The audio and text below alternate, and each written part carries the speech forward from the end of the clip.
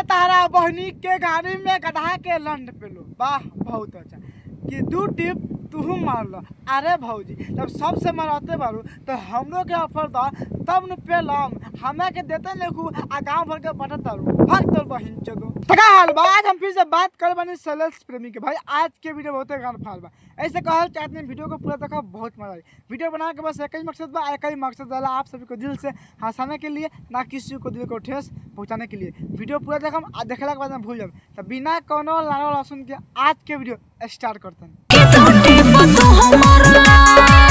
पटा के झाट ना छील दो ताहार बहिन चलो सुनता कि 2 टिप तू मारला आ 2 टिप तू मारला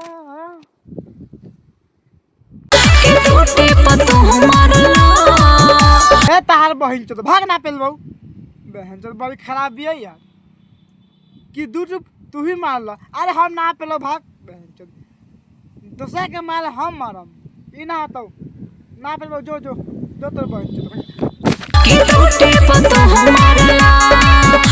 बस तार बहन चो तो बस बहुत बकचोदी कर ले लो, अब बहुत तार बकचोदी हम सुन ले। अब हमसे बर्दाश्त ना हुई, एकरा के बोलबू कूद के पेलम ना खाली झाड़ छिलम। तार बहन चो तो सुन तारा कि 2 टिप तू ही मारला। अरे भौजी हम मरबाऊ ना रे, काहे मारी रे बहन चो हमसे मारना करे हमसे मारना के हमारी हम ना मारब जो चुमा दे काल चल जाई ससुराइया। अच्छा काले चल जाए ससुराइया। अच्छा देखा भाई लोग अब हमें बात समझ में आयल कि भौजी काहे ना बात किया बार बार कि 2 टिप मारला 2 टिप मारला। देखा भाई कुछ ऐसा भइल बा कि जौन भौजी भैंसी वाली बिया नु उ जाते ससुराल तो कहती है यही है हम जाते बानी तो पहले हमारा तो खूब मन और पेल तो हम जाए। तो वैसे क्या कहने सोचनी हाँ कहने चल सरसों में सरसों में बोला के जाए बनी आ सरसों में पेलम आ भौजी के रात भर खेलबाऊ आ बिहान पगले रात के घरे भेजा देबे। बस भौजी बस। अरे हम तो बात समझ गए नहीं कि तू हमें देवल चाहता रे तो हम लेबाऊ, हम तो के लेबाऊ हम लेबाऊ तो लेबाऊ, लेकिन हम तो एक बात कहल चाहती भौजी कि 2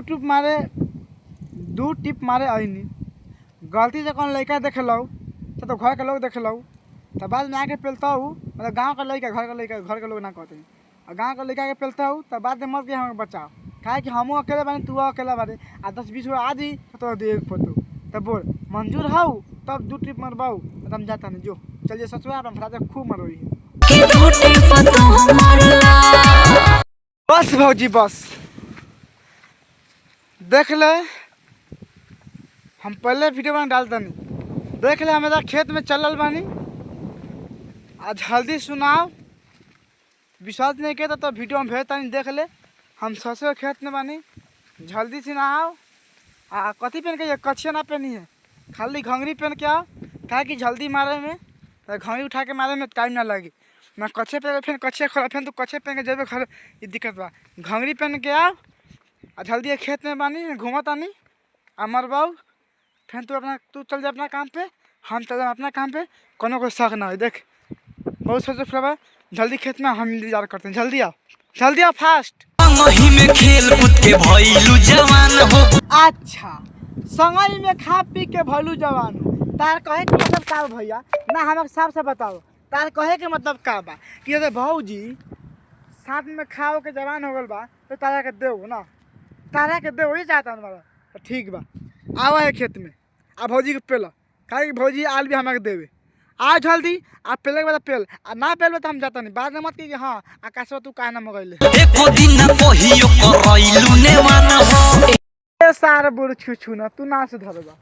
अरे हम मानता नहीं भौजी एक दिन ना मान ना करल बिया करे मतलब चली तू आना सरसों खेत में तू पेला भौजी आल भी हमारे लगे देख ताई कितना जगह फैली बाय में कोनो शौक ना करेगा हाँ यार खाई यहाँ कौन है मेरा से नहीं बे भौजी को मार दे कहानी खत्म हो जाए जल्दी आओ भौजी इंतजार करता हूँ तो मारे खातिर मतलब बाद में पेलता हूँ काम और होता हूँ दादा।